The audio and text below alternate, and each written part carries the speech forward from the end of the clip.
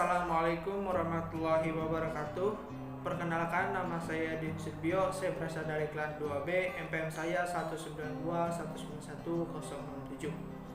Di sini saya akan menjelaskan mengenai proses belajar gerak dan kondisi belajar gerak. Oke, langsung saja kita ke pembahasan yang pertama, yaitu di sini kita akan bahas mengenai proses belajar gerak. Belajar gerak adalah suatu proses, suatu aktivitas berlangsung dalam suatu proses untuk mencapai tujuan belajar. Untuk mencapai suatu tujuan belajar memerlukan suatu fase. Ini menurut Fitch dan Posner pada tahun 1967 dalam bukunya Oliver dan Gottman pada tahun 2004 membagi tahapan belajar gerak ke dalam 3 fase, yaitu fase kognitif, fase asosiatif, dan fase otonom atau otomatis. Nah, kita akan bahas satu persatu dalam fase-fase tersebut. Yang pertama yaitu di sini ada fase kognitif atau fase awal. Fase kognitif merupakan fase awal dalam belajar keterampilan gerak. Pada fase ini, pelajar menggunakan pikirannya untuk mengetahui dan memahami keterampilan gerak. Contohnya gerak renang yang akan dilakukan. Kemudian pada fase ini pelajar mula-mula berusaha memahami konsep gerak atau konsep gerakan yang diterima melalui penjelasan atau melihat contoh gerakan itu sendiri. Kemudian penjelasan diterima melalui informasi verbal yang diterima oleh telinga, lalu informasi visual yang diterima oleh mata atau melalui mata. Kemudian informasi yang diterima oleh peserta didik diproses dengan cara menangkap dan memahami informasi tersebut. Kemudian kita akan bahas mengenai fase asosiatif atau fase menengah. Fase asosiatif ini merupakan tahap setelah konsep gerak, contohnya tadi renang, yang dipahami oleh peserta didik. Kemudian mencoba melaksanakan gerak dengan mempraktikkan gerak tersebut. Pada tahap ini terjadi pengasosiasian antara aktivitas kognitif dan aktivitas gerak tubuh. Konsep gerak yang berada pada pikiran peserta didik kemudian dipraktikkan dalam bentuk gerakan. Pada fase proses pelaksanaan gerak, contohnya renang tadi, gerakan belum benar dan belum lancar. Hal ini dikarenakan konsep gerak pada pikiran peserta didik masih mendominasi, butuh waktu berulang-ulang untuk mempraktikkan gerak sehingga peserta didik dapat menguasai gerak dengan benar dan lancar. Kemudian kita akan bahas mengenai fase otonom atau fase akhir. Fase otonom atau fase akhir ini adalah tahap akhir dalam pelajaran atau mempelajari keterampilan gerak. Pada tahap ini peserta didik sudah mampu melaksanakan atau melakukan gerak, contohnya renang tadi, secara otomatis. Gerak otomatis atau gerak otomatisasi adalah kemampuan peserta didik dalam melakukan gerakan walaupun secara bersamaan peserta didik melakukan aktivitas kognitif. Kemudian kita akan bahas mengenai kondisi belajar gerak. Nah, kondisi belajar gerak adalah suatu keadaan yang diperlukan agar proses belajar gerak dapat berlangsung ke arah pencapaian tujuan.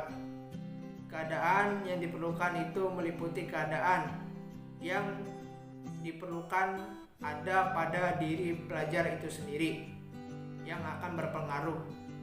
Kemudian kondisi belajar gerak meliputi kondisi internal dan eksternal yang masing-masing meliputi beberapa kondisi.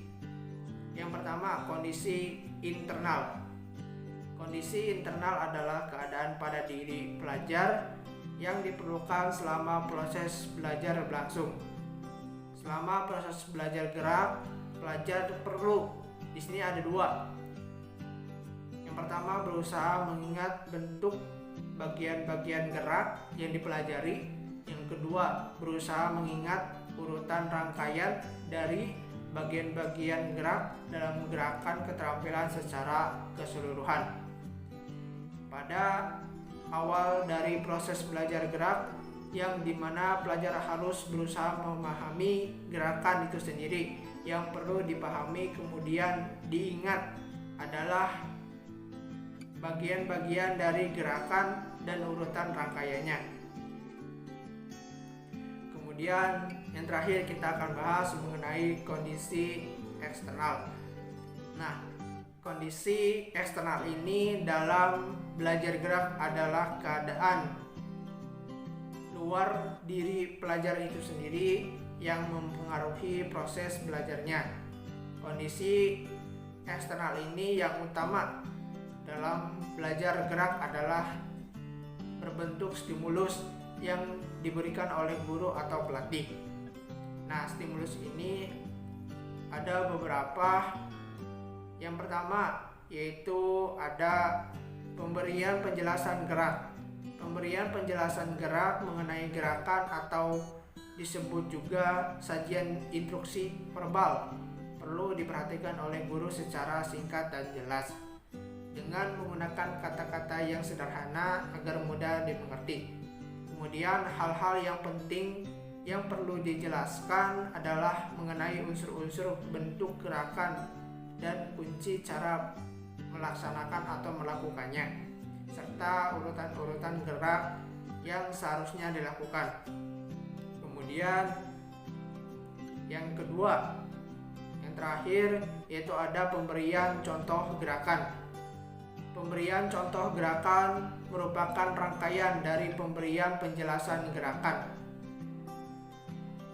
Pemberian contoh gerakan akan memberikan gambaran yang nyata dan jelas mengenai apa dan bagaimana gerakan seharusnya dilakukan.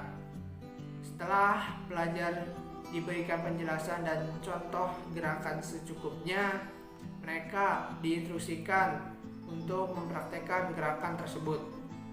Kemudian mempraktekkan gerakan merupakan kegiatan utama yang melibatkan aktivitas fisik pelajar itu sendiri. Pelajar harus melakukan ulang-ulang gerakan yang dipelajari tadi. Kemudian pada awal mempraktekkan gerakan yang baru, pelajar kadang mengalami kesulitan, tetapi dengan mempraktekkan berulang-ulang, kesulitan tersebut akan berkurang dan menguasai gerakan semakin meningkat. Nah, meningkatnya penguasaan gerak keterampilan biasa ditandai berdasarkan indikator-indikator. Di sini ada 4 indikator. Yang pertama, prinsip pengaturan giliran. Yang kedua, ada gerakan semakin terkontrol sesuai dengan keamanannya. Yang ketiga, kesalahannya gerakan makin berkurang. Yang keempat, penampilan terbaiknya biasa dicapai secara konsisten. Nah, mungkin itu saja yang dapat saya sampaikan. Kurang lebihnya mohon maaf apabila terdapat tutur kata atau penjelasan yang kurang berkenan di dalam hati atau dalam pikiran. Saya mohon maaf. Terima kasih.